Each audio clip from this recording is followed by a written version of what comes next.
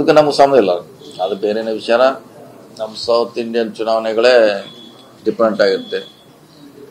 North ಬೇರೆ, north East ಬೇರೆ, ಬೇರೆ ಬೇರೆ ಪ್ರದೇಶ ಬೇರೆ ಬೇರೆ ಥರ ಚುನಾವಣೆ ಆಗುತ್ತವೆ.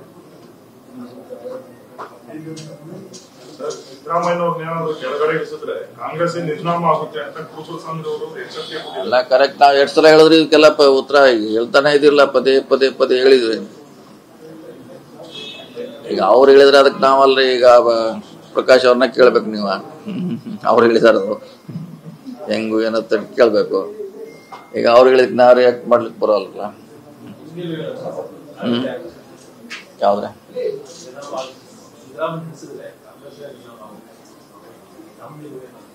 ಇಲ್ಲಲ್ಲ, ಸ್ಟ್ರೈಕ್ ಮಾಡ್ತಾ ಅಂತ ಹೇಳಿದಾರ, ಅವ್ರು ನಿರ್ನಾಮ ಮಾಡ್ತಾ ಅಂತ ಹೇಳಿದಾರ ಹೊರತೂರು ಪ್ರಕಾಶ್ ಅವರು.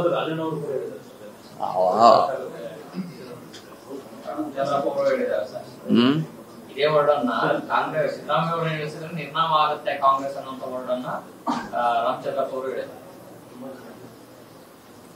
ಅದಕ್ಕೆ ಸಂಬಂಧಪಟ್ಟವ್ರು ಹೇಳ್ಬೇಕಷ್ಟೇ. ಈಗ ನಾವು ಹೇಳಿದ್ರೆ ಏನು ಎಲ್ಲಿ ಹೇಳೋರು? ಎಲ್ಲರಿಗೂ ಒಬ್ಬೊಬ್ರು ಒಂದೊಂದು ದಿಕ್ಕಿನಿಂದ ಒಂದೊಂದು ಥರ ಹೇಳ್ತಾರೆ. ನಾವು ಅದಕ್ಕೆ ಕೇಳಲಿಕ್ಕೆ ಆಗೋಲ್ಲ, ನಾವು ಅದಕ್ಕೆ ಪಾರ್ಟಿನೂ ಅಲ್ಲ. ವಿರೋಧ ಪಕ್ಷದ ಸಚಿವರು ಸುರೇಶ್ ಅವರು ಹೇಳ್ತಾರೆ, 1000 ಕೋಟಿ ದುಡ್ಡು ಕಟ್ಟಿರೋರು ಸಿಎಂ ಸ್ಥಾನಕ್ಕೆ ಪ್ರಯತ್ನ ನಡೆಸ್ತಾರೆ. ಆದ್ರೆ ಹೈಕಮಾಂಡ್ ಸಿದ್ದರಾಮಯ್ಯ ಮೇಲೆ ವಿಶ್ವಾಸ ಇಟ್ಟು 100 ರೂಪಾಯಿ ಖರ್ಚು ಮಾಡದೆ ಅವಕಾಶವನ್ನು ಕೊಟ್ಟಿದೆ. ಸಿದ್ದರಾಮಯ್ಯ ಅವರು 100 ರೂಪಾಯಿ ಖರ್ಚು ಆಗದೆ ಇರೋದಕ್ಕೆ ಕೂಡ 2 ಬಾರಿ ಸಿಎಂ ಆಗಿದ್ದಾರೆ.